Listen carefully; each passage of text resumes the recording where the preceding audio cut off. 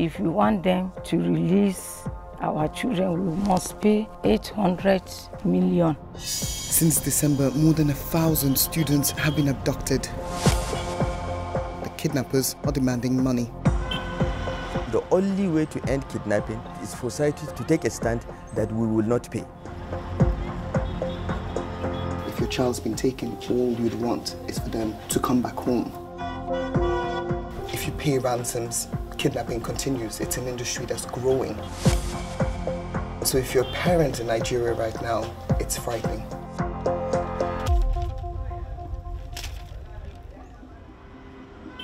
Since the kidnapping of the Chibok girls in 2014, the mass abduction of school children has become an increasingly common phenomenon here in Nigeria. And every time it follows a similar chilling pattern. Armed gunmen storm dormitories in the middle of the night, often arriving by foot or by motorbike, and take dozens of students with them into nearby forests. 39 students and staff were seized from a forestry school in the northern state of Kaduna in early March. A video of the hostages was sent to their parents on social media, and the kidnappers are demanding a large ransom. I want to learn! Yes! I want to affirm! Parents are calling for action. But state authorities believe the payment of ransom is fueling further kidnappings. They're threatening to prosecute anyone negotiating with kidnappers, including parents. But it's a price some are willing to pay. My children are in the bush, there with the bandits, pointed to with AK-47. But I'm here in the house. Now, if I'm under the detention of state government, I don't think there will be any policeman or soldier that will point a gun to me. You'd be safer than they are in the bush. I will be safer in the hand of government more than my children in the hand of the bandits. I feel that I should be arrested. It will make me create more history. Over the past 7 months, a wave of kidnappings targeting schools and universities has swept northern Nigeria. There have been 9 mass abductions of students across 5 states. Many believe the payment of ransom has created an industry.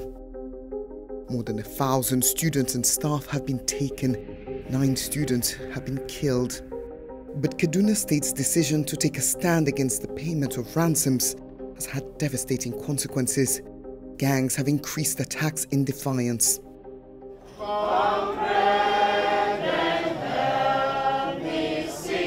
Dorothy, a politics student, was taken from her university dorm as she slept. A day later, the kidnappers called her mum, demanding a ransom. He said, they need money, that if we want them to release our children, we must pay 800 million. I shouted, I screamed, I say 800 million. So they asked for 800 million naira. That's about $2 million. Did you have that kind of money? No.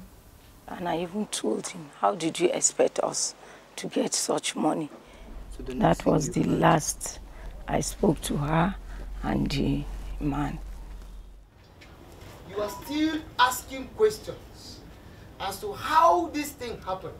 Why our daughter? Just 2 days later, Mr. Yohanna got a call from the university telling him to come to a local hospital.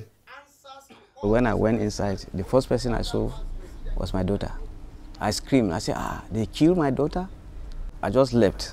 And it is when I came to the home that I broke the news to them that Dorothy is no more. That was when I started crying. That was when my voice now ceased, since that very day. You know, the more you speak to parents whose children have been kidnapped, the more overwhelming this problem is. I became a parent myself a year ago, and so of course I understand. If your child's been taken, all you'd want is for them to come back home. But then there's the other side of the argument. If you pay ransoms, kidnapping continues. It's an industry that's growing. And so if you're a parent in Nigeria right now, it's frightening because you want it to stop, but then you want your children to come back, and there are no clear answers. 5 students from the same university were killed altogether.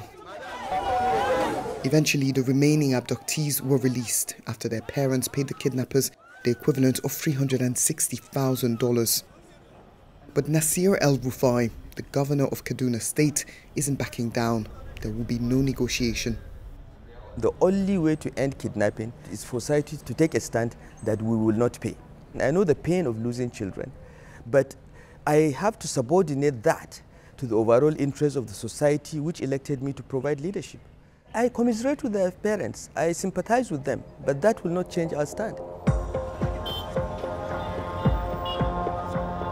The Nigerian government has long denied links between criminal groups operating in northwestern Nigeria and the extremist group Boko Haram in the northeast. But in recent months, they've acknowledged that the two security crises may now be connected. Security has definitely improved. Those that are, I think many parents would disagree when we came with into you. office, Boko Haram occupied how many local governments in Borno State? Today they are restricted to one enclave. Should they have been wiped out? Yeah. While we're filming, there's news of Mr. and Mrs. Sani's daughters, Victory and Rejoice, the missing girls from the forestry school. They finally made it home. There are joyful prayers this time as the girls are reunited with their family. Rejoice and Victory, you're home. Welcome home. It was hell to be there, very terrible. Sleeping outside, see dangerous insects, scorpions, snakes around. One of the hardest things being around those people was waking up every day to see gunmen on your head. Mrs. Sani, what's it like to have your daughters home with you? How do you feel? I feel good. I feel happiness when I see them. Do you want to continue with your education? Yes, definitely we'll continue. What about you, Rejoice? Are you scared to keep going to school, especially if you have to sleep there?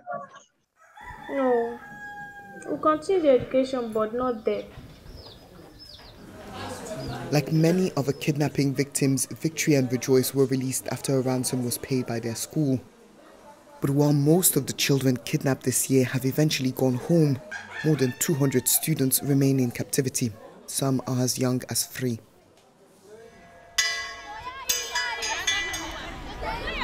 Even before the kidnappings, only 1 in 2 children in northern Nigeria attended school. Now, schools here are no longer secure. Many have been forced to close, and families continue to live in fear that their child could be the next to be taken.